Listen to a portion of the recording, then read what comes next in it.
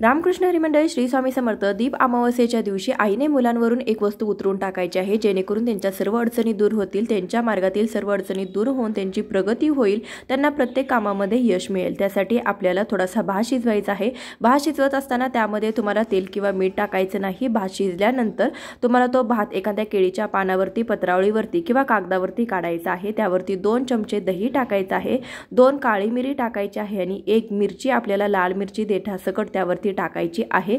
त्यानंतर आपल्या मुलांना पाटावरती किंवा आसनावरती किंवा तुम्ही खुर्चीवरती बसवायचं आहे आणि मुलांवरून तुम्हाला हा जो भात आहे तर तो 7 वेळा डोक्यापासून ते पायापर्यंत असा गोलाकार तुम्हाला उतरवून घ्यायचा आहे आणि त्यानंतर तो भात जो आहे तर तो नेऊन तुम्ही पक्ष्यांना खायला घालू शकता.